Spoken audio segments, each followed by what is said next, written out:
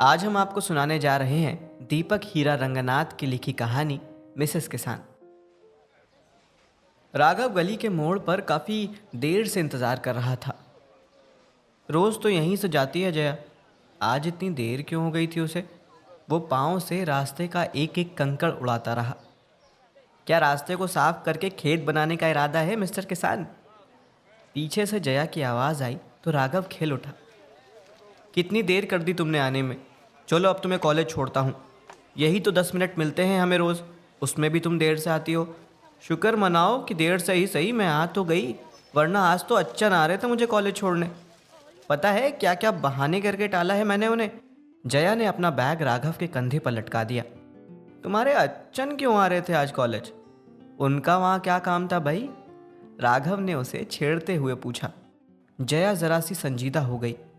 राघव, पिछले हफ्ते जो गांव चौपाल हुई थी ना, वो जो लेनेवो वालों ने की थी, अरे मिलेट्स उगाने को लेकर, उसका गहरा असर हुआ है अच्छन पर।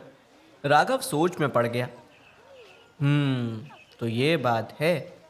तुम्हारे आईएचआरडी कॉलेज में Lenovo digital centre for Kanthalloor millets खुला है ना? वहाँ आना था ना तुम्हारे अच्छन को? हाँ हाँ, चलो अब कॉफ़ी पिलाओ तुम मुझे मिस्टर किसान।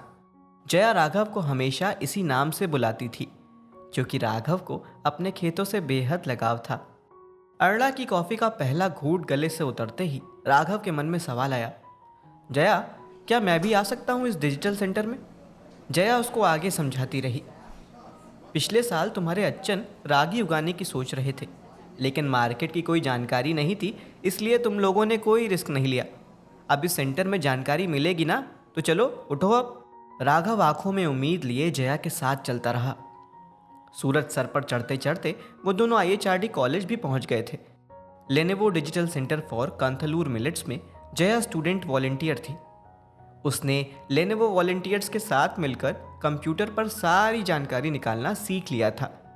आज भी वो कंप्यूटर खोलकर राघव को सब समझा रही थी और वो बस उसकी आंखों में झांक रहा था।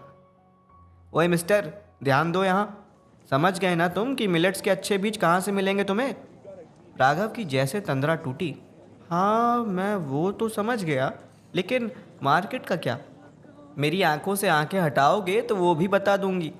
जया ने उसे चपत लगाई और आगे बताने लगी। अपने कंथलूर में जितनी आंगनवाड़ियाँ हैं, वहाँ एक समय के खाने में मिलेट्स दिए जाएंगे। अपने यहाँ होमस्टे भी तो है, लेनेवो वालों ने उनसे भी बात की है, वहाँ भी अपने मिलेट्स रखे जाएंगे। तो तुम्हारे मिलेट्स हाथों हाथ बिक जाएंगे, देखना तुम राघव। राघव की आंखें एकदम से चमक उठी। फिर तो अब मिलेट्स उगाने के सारे रास्ते खुल गए हैं जया। मेरा सपना पूरा होने जा रहा है। डिजिटल सेंटर से बराबर जानकारी मिलती रहेगी मुझे, जो लंबे समय तक काम आएगी। सिर्फ मिलेट्स उगाना ही नहीं, उनको प्रोसेसिंग यूनिट तक ले जाना, वहाँ बेचना और अच्छे दाम पाना, सब में मेरा साथ देगा लेनेवो। एक नया रास्ता हमारी राह तक रहा है जया। जया ने उसकी हथेली थाम ली। और जानते हो, इन मिलेट से तुम केक, ब्रेड, बिस्कुट भी तो बना सकते हो मेरे मिस्टर किसान। राघव ने अगले कुछ महीनों में ही अपने खेतों में रागी उगाई। फसल अच्छी खिल गई थी। फिर वो फसल लेकर प्रोसेसिंग यूनिट चला गया, वहाँ उसे बहुत अच्छा दाम भी मिला। उसके बाद पैकेजिंग भी हुई। राघव के हाथ में अब आधा किलो रागी का एक पैकेट था, जिस पर नाम था कंथलूर मिलेट्स। उस दिन राघव बड़ा खुश था। स्टेज पर लेनेवो के सारे वॉलेंटियर, गांव के बड़े बड़े लोग और कई किसान खड़े थे, जिनके हाथों में कंथलूर मिलेट्स के पैकेट थे। उनके अपने हाथों से उगाए हुए मिलेट्स आज बाजार में अच्छे दामों में बिकने के लिए तैयार थे। जया एक टक राघव को देखे जा रही थी। आज कितना गर्व हो रहा था उसे राघव पर। राघव ने उसे धीरे से इशारा किया और स्टेज पर बुला लिया। जया डरी सहमी सी स्टेज के कोने में खड़ी हो गई। राघव उसका हाथ थामकर उसे अपने पास ले आया। राघव ने अपने हाथ का पैकेट उसे पकड़ाया और कहा, चलो अब सामने देखो, मुस्कुराओ, ये हमारी पहली फोटो है साथ में। जया ने आंखें उठाकर अपने अच्छन को देखा तो वो मुस्कुरा रहे थे। जया शर्मा गई। राघव ने उसके कंधे पर हाथ रखा और सामने देखने लगा। बोला, बड़ी सी स्माइल दे दो अब। जया ने उसे छेड़ते हुए पूछा, मुझे किस हक से ये पैकेट पकड़ाया है तुमने मिस्टर किसान? राघव मुस्कुराया, थोड़ा झिझका, फिर जया की कलाई थाम ली और बुदबुदाया, होने वाली मिसेस किसान के हक से।